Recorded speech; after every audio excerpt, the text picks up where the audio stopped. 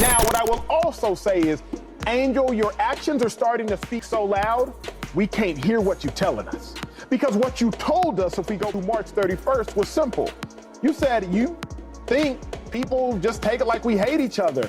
And Caitlin Clark and I don't hate each other. I want everybody to understand that. That's what you told us. The problem is your actions vehemently disagree. Last night, emotions in the WNBA boiled out once again. Angel Reese, one of the league's brightest talents and most contentious individuals, was officially suspended following a furious argument with none other than her longtime nemesis, Caitlin Clark. Fans are divided. Was this merely basketball or something far deeper? Every team in the league, if not all but one or two teams. And the two flagrants aren't just on the same team. Yeah. They're on the same woman on the same team. Yeah.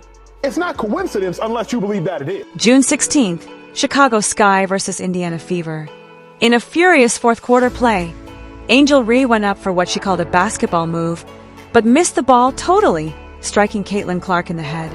At first, officials deemed it a routine foul, but after evaluation, it was escalated to a blatant one. And that judgment, it sent shockwaves around the league. Basketball play, I can't control the refs. They affected the game obviously a lot tonight, so I think we went up really strong a lot of times and we didn't get a lot of calls. And going back at looking at the film, I've seen a lot of calls that weren't made. I guess some people got a special. Reese minimized the event in her post-game comments, stating it was just basketball. But she also slung shade, suggesting Clark benefited from a particular whistle. Clark surprisingly calmed the tension, calling the hit part of the game, but fans weren't buying it.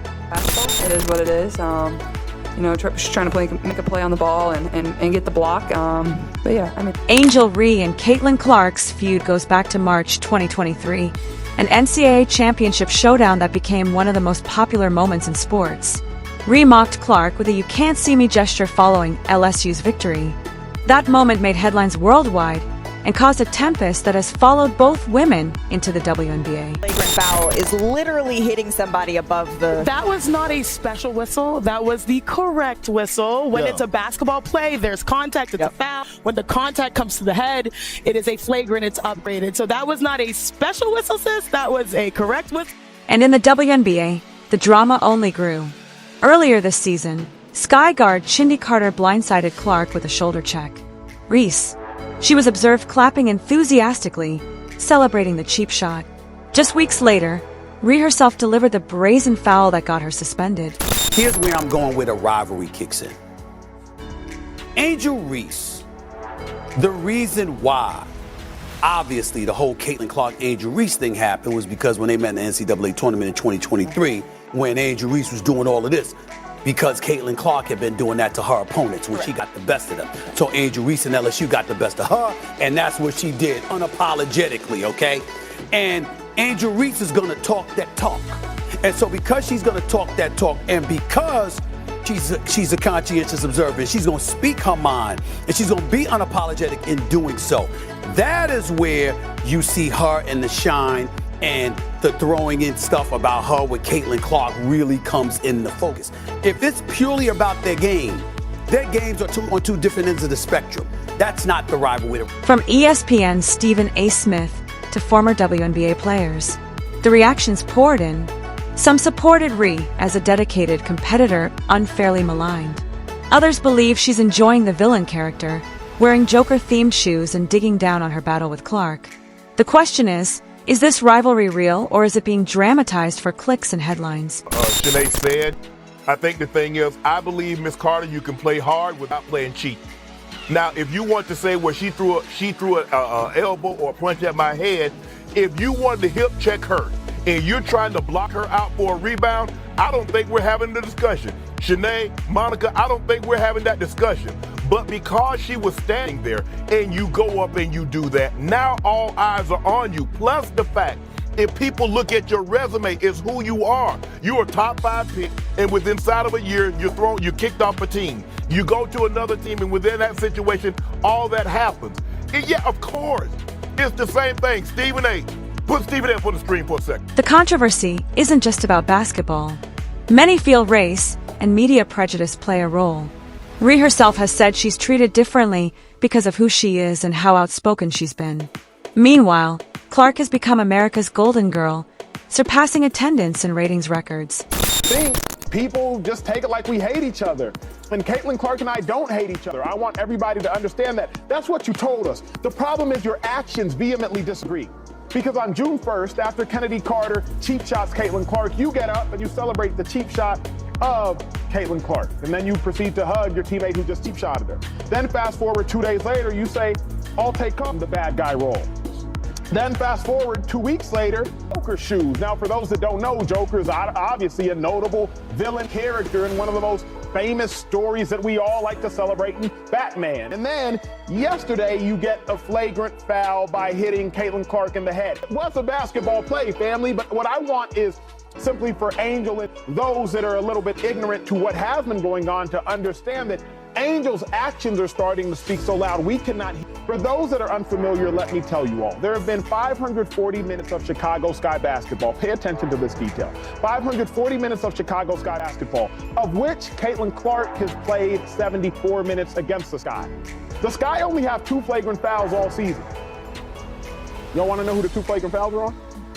Caitlin Clark. The WNBA formally suspended Angel Reese and fined her $1,000 for skipping post-game media duties. The Chicago Sky were also fined $5,000. Rhea apparently lost it behind the scenes, outraged by both the punishment and the public backlash. But some think this was inevitable considering her recent activities. What's dying about what she just said? Because I would have been like, how naive can you be? But she is young. She's only 22. And the reality is the scrutiny that she's been subjected to is inexcusable, it's egregious, it's disgusting, it's wrong, and there's a bunch of punk, no good, you know what's out there on the male and female side who are abusive because they're really, really good at being that way when they're behind keyboards and away from cameras and out of the spot. The only reason that I brought up the first part about Angel Reese is this. Caitlin Clark is box office. She is a star. And Angel Reese is to be completely believed that there's no hate. They both get along. They're cool with each other. They're high-end competitors, etc., etc. But you've known they were coming for you when you were waving your hands in your face to mock Caitlin Clark when you were beating her for the national championship. You're old enough to know that in this society, whether they want to admit it or not, they don't like seeing somebody black coming at somebody white who is a beloved star of theirs. That's not the case with all. It's not the case with most. But those who screech the loudest get the most attention sometimes. And that's what the worst of cynics and critics do. And so you knew they were going to come for you. You had to know that. Now, to the degree that they're doing so, I give it. So what's next? Reese will serve her term, but the feud with Caitlin Clark is far from over. Their next matchup is already highlighted on fans' calendars. And love them or hate them, both players are transforming the WNBA. Ratings are up, stadia are crowded, and the league is finally center stage. Whether it's true enmity or a media-generated drama, Angel Reese against Caitlin Clark is definitely the strongest rivalry in women's basketball. Basketball play. It was an emotional reaction by Kennedy, and that's why it was a foul, and that's why it was upgraded, and that's why she was asked about it, and that's why the crowd reacted the way that they did, and that was a separate incident from everything else that's happening around Caitlin Clark. I think because we can look at that and then her response to it afterwards, her reaction in the post-game press conference, her comments that we just showed on social media, we can her sending a message to Caitlin Clark. This is her violently sending a message on the court in a non-basketball fashion. This is her using her words on social media to send a message about how she feels about Caitlin Clark. She said it herself. Those are her words. Yeah. What does she bring to the table? I think the conversation overall about Caitlin Clark and the reaction that we're seeing from a lot of people has become a bit toxic because I think this incident is getting mushed in with how people have been playing defense on Caitlin Clark, how physical they've been on Caitlin Clark. Some of the comments from some of the greats in the WNBA before Caitlin Clark got in. It's all kind of getting put into this pot of Caitlin Clark hate. And I think it's more nuanced than that. I think there are a lot of things that's happening with Caitlin Clark in the start of her career that are very normal. You often see players who are in the league or players who have played before or greats have opinions about new rising stars in the league. That is not uncommon. That's not exclusive to women's sports. It's not exclusive to men's basketball. We can pull so many examples of that. You often see rookies get played very tough, get a little message shown to them, especially if they're coming into the league with a lot of hype. That also is not new.